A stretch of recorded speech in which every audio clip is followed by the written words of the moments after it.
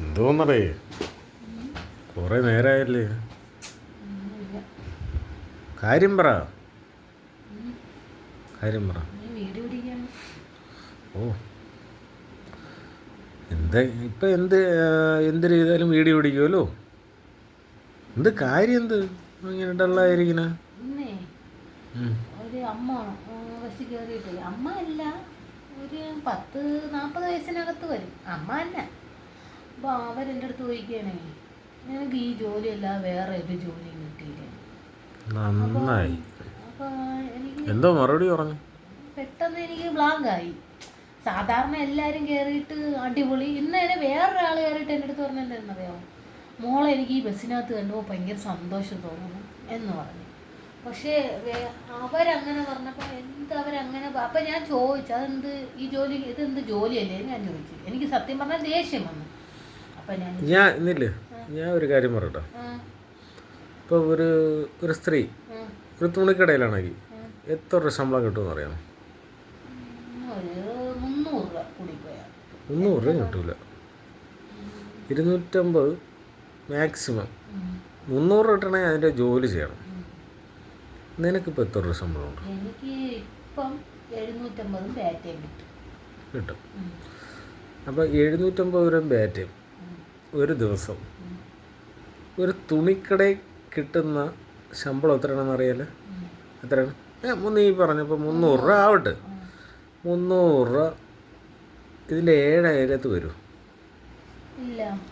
അപ്പം സ്ത്രീകൾ ശമ്പളമുള്ള മേഖലയിലോട്ട് ഇറങ്ങണം. എനിക്ക് പക്ഷേ ശമ്പളം മാത്രമല്ല, നമ്മളെ മനസ്സിന് ഇഷ്ടപ്പെട്ട ജോലിയല്ലേ നമ്മൾ ചെയ്യാനുള്ള. ഞാൻ ഒരു കാര്യം ചോദിക്കട്ടെ. ഞാൻ ഇപ്പോൾ ഏകദേശം ഒരു 14 വർഷം കൊണ്ടായി ബസ് ഓടിക്കാൻ തുടങ്ങിയിട്ട്. എന്നെക്കൊണ്ട് വേറൊരു പണിയും ചെയ്യാൻ പറ്റില്ല. എന്താണെന്നറിയാമോ?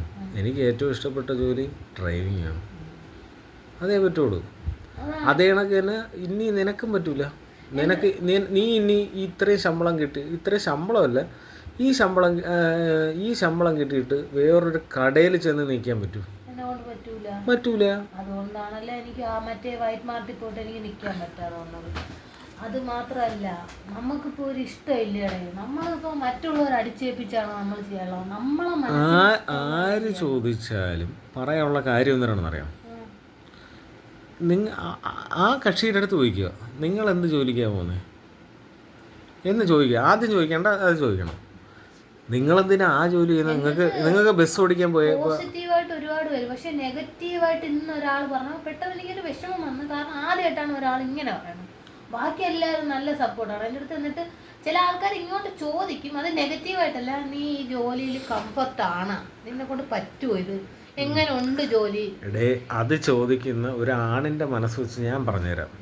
അതായത് ബേക്കിലെല്ലാം ആണുങ്ങളല്ലേ, ഫ്രണ്ടിലോട്ട് പെണ്ണുങ്ങൾ, ഫ്രണ്ട് ഓക്കെ, ബേക്ക് നിന്നെ തട്ടൂല് ഉരുമൂല് എന്നുള്ള ഇതാണ് ഞാൻ. അതായത് നീ അത് കംഫർട്ടാണെന്ന് ചോദിക്കുന്നതിൻ്റെ കാര്യം അതാണ്.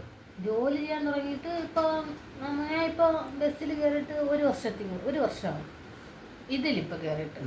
അപ്പോൾ ഈ സ്ഥിരം ഡ്യൂട്ടി കയറിയിട്ട് 1 വർഷം. ഈ 1 വർഷത്തിനിടയ്ക്ക് എനിക്ക് അങ്ങനെ മോശമായിട്ടുള്ള ഒരു രീതിയിൽ ഇപ്പം ആൾക്കാർ കമൻറ്റ് പറയും. അത് നമ്മൾ അത് കൂടുതൽ ഈ കള്ളു കുടിച്ചിട്ട് കയറുന്ന ആൾക്കാർ, അല്ലാതെ അങ്ങനെ വേറൊരു അഴുക്ക രീതിയിൽ ഇപ്പോൾ നമ്മളടുത്ത് അങ്ങനെ നോക്കുക അല്ലെങ്കിൽ വേറൊരു രീതിയിൽ അങ്ങനെ വന്നിട്ടില്ലേ ഇതുവരേക്കും? ഇല്ലടാ, ഞാൻ നിങ്ങളുടെ ഒരുമിച്ചിട്ട് ഇപ്പോൾ കുറച്ച് ദിവസമല്ലേ ഉള്ളൂ. ഇപ്പം ഒരുമിച്ച് പോണത് കുറച്ച് ദിവസമേ ഉള്ളൂ. അല്ലാതെ ഇപ്പം ഈ തിരുവനന്തപുരം ജില്ലയിൽ ഇപ്പം പിന്നെ RKവിൽ അങ്ങോട്ടുണ്ടോ ലേഡി കണ്ടക്ടറിൽ, അതും കൂടെ ഉള്ളൂ, അത്രേ ഉള്ളൂ. ഇതിനകത്തോട്ട് ഈ സ്ത്രീകൾക്ക് അറിഞ്ഞുകൂടാത്തതുകൊണ്ടാണ്. 800 രൂപ ഒരു ദിവസം ശമ്പളം കിട്ടണോ ഒരു സ്ത്രീക്ക് കിട്ടണമെങ്കിൽ, ഒരു ഈ തുണിക്കടയിൽ പോണ ഒരു കുട്ടിക്ക് കിട്ടണ എത്രയാണ്? 300 രൂപ. അവൾ എന്തോ ചെയ്യണം? അവൾക്ക് ഇരിക്കാൻ പോലും പറ്റുമോ? ചില ആൾക്കാർ നോട്ടം കണ്ടാലേ എന്തോ അന്യഗ്രഹ ജീവികളാണ് നോക്കണം. പിന്നെ എനിക്കിന്ന് അവരങ്ങനെ പറഞ്ഞപ്പോൾ ഇപ്പം നമ്മളെ വീട്ടിൽ എൻ്റെ ഉമ്മ അങ്ങനെ അല്ലേ പ്രശ്നം ഉണ്ടാക്കി. എൻ്റെ വീട്ടിലും ഇതൊക്കെ തന്നെ ആയിരുന്നു. കുറേ പഴയ ചിന്താഗതി കൊണ്ട് നമ്മളെ വീട്ടിൽ എൻ്റെ ഉമ്മ മാത്രമല്ല സഹോദരങ്ങൾക്കും ഇതൊക്കെ തന്നെയായിരുന്നു പ്രശ്നം. ആ ജോലി കൊള്ളത്തില്ല, നമ്മളെ മനസ്സിന് ഇഷ്ടപ്പെടുന്ന ജോലിയല്ലേ ചെയ്യണം. മനസ്സിലാക്കൂല അത്. നമ്മളെ മനസ്സിന് ഇഷ്ടപ്പെടുന്ന ജോലി ചെയ്യാവൂ. അത് ചെയ്യുമ്പോൾ നമുക്കത് ജോലിയായിട്ട് തോന്നൂല. ഞാൻ പക്ഷേ ഇവർക്കാർക്കും അറിയാത്തൊരു കാര്യമുണ്ട്. ഞാൻ ചെയ്യുന്ന ജോലിയിൽ ഞാൻ അത്രയും ഹാപ്പിയാണ്. ഞാൻ ഓരോ ദിവസം ഞാൻ ഭയങ്കര എന്താ പറയണ, ഞാൻ കളിച്ചൊക്കെ ഞാൻ അത്രയും ആൾക്കാരുടെ അടുത്ത് തന്നെ. ഇന്നിപ്പോ വൈകിട്ട് വണ്ടി ചോദിക്കും, നാളെ എന്തിനാണ്, നമ്മളൊരു പുതിയ ദിവസം കണക്കാണ് തോന്നുന്നത് ആ വണ്ടിയിൽ, അല്ലേ? അങ്ങനെയല്ലേ? ഓരോ ദിവസവും എനിക്ക് പുതുമയെന്ന് പറഞ്ഞാൽ രാവിലെ ആ ഒരു വേറൊരു വൈബാണ്. ഇപ്പൊ ഒരുപാട് പേരെ കാണാം, കുറെ പൊടി കൊച്ചുങ്ങൾ, ആ വലിയ എല്ലാ പ്രായത്തരത്തിലുള്ള ആൾക്കാരെ നമുക്ക് കാണാൻ പറ്റും, ഇല്ലേ? എനിക്ക് പ്രായമുള്ള 60 വയസ്സുള്ള അപ്പൂപ്പന്മാര്, അമ്മൂമ്മമാര്, അമ്മമാര്, കൊച്ചു പിള്ളേർ, പൊടി കൊച്ചുങ്ങൾ, 7ലും 8ലും പഠിക്കുന്ന പിള്ളേരുകൾ. അപ്പോൾ ഓരോരുത്തരെ ഓരോ കഥകൾ, അവരുമായിട്ട് വഴക്കൂടെ, അവരെ കാര്യങ്ങൾ അറിയാം. ഭയങ്കര രസമല്ലേ അത്? ഇപ്പോൾ തന്നെ വണ്ടിയിൽ കയറിയിട്ട് മറ്റേ നമ്മളെ തേവലക്കാട് സ്കൂളിലെ കൊച്ചുങ്ങൾ കയറിയിട്ട് പറയും, ആൻറ്റി എനിക്ക് ആ പാട്ട്, നിങ്ങൾ ഈ പാട്ട് മാറ്റിയിട്ട് ആ പാട്ടിട്ട് തന്നാണ്. അതുപോലെ വേറെ കോളേജിൽ പഠിക്കുന്ന പിള്ളേർ, നമുക്ക് ആ പാട്ട് വേണ്ട, വൈബല്ലേ സത്യം. അല്ല, ആ സമയത്താണ് ഇതിൽ അത് കേൾക്കണത്, മുന്തിരി പൂക്കണ അമ്പുകളോ.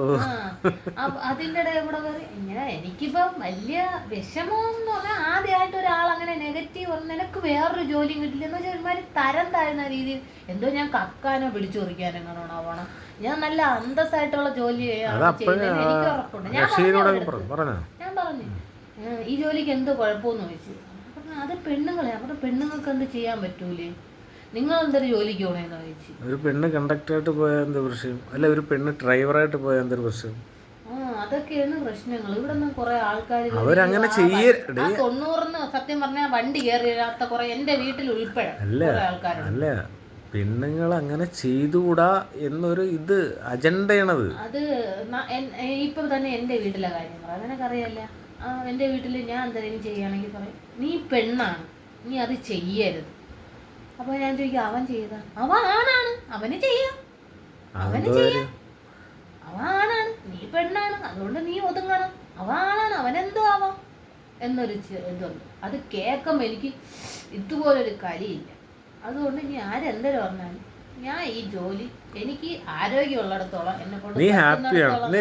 നീ ഞാൻ ചോദിക്കട്ടെ, നീ ഇപ്പൊ ഈ ജോലി ഇപ്പൊ എൻ്റെ കൂടെ ചെയ്യുന്നോണ്ടല്ല, അല്ലാതെ ഹാപ്പിയാണ് എന്റെ ഈ ജോലിയിൽ ഞാൻ ഭയങ്കര ഹാപ്പിയാണ്. എനിക്കിനി വേറൊരു ജോലി പറ്റൂലെന്നല്ല, എന്നെ കൊണ്ട് ഈ ഒരു ഫീൽഡ് വിട്ട് വേറൊരു ഫീൽഡ് പോണോന്ന് വെച്ച് കഴിഞ്ഞാൽ അമ്മക്ക് മനസ്സിന് പിടിക്കുന്നേ പറ്റുള്ളൂ. അല്ലാതെ കാര്യം തന്നെ സാലറി തന്നെ അതിന്റെ ഒരു കാര്യം സാലറി ആണ്. പക്ഷെ നമ്മളെ മനസ്സിനും കൂടെ ഒരു സന്തോഷം വരും. ഇപ്പൊ കുറെ ആൾക്കാർ സാലറി പ്രതീക്ഷിച്ച് ജോലിക്ക് പോയി കഷ്ടപ്പെട്ടു എന്ന് വെച്ചാൽ, ചില ആൾക്കാർ ബസ്സിൽ കയറിയിട്ട് വയ്യ മടുത്ത്, പിന്നെ ഈ ശമ്പളം ഉള്ളതുകൊണ്ടാണ് പോണേന്ന് പറയുന്ന ആൾക്കാരുണ്ട്. പക്ഷെ ഞാൻ അങ്ങനെയല്ല, ഞാൻ ഭയങ്കര സന്തോഷമാണ്. എനിക്ക് കുറെ പേരെ കാണാം. എനിക്ക് ചുമ്മാ എപ്പോഴും ഞാൻ ഈ അലച്ചലച്ചിരിക്കുന്ന സ്വഭാവമാണെന്ന് അറിയാമല്ലോ.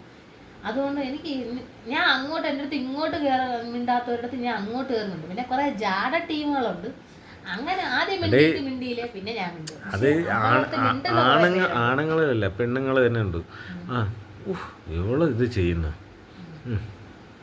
നമ്മളൊക്കെ ഇങ്ങനെ നടക്കുന്നു, അവള് ഇവിടെ കൊച്ചുങ്ങള് പിള്ളേര് ഭയങ്കര സപ്പോർട്ടാണ്. പിള്ളേരെന്ന് പറഞ്ഞാൽ പിള്ളേരല്ല, പ്രായമുള്ള ആൾക്കാർ ഇപ്പൊ തന്നെ കുറെ കൊച്ചുങ്ങൾ അമ്മമാരുണ്ടല്ലോ, അവര് പറയണ എന്താണെന്ന് അറിയാം, ആമയുള്ളതുകൊണ്ട് നമുക്കിപ്പോ ധൈര്യമാണ് ഈ ബസ്സിൽ കൊച്ചുങ്ങളിടാം.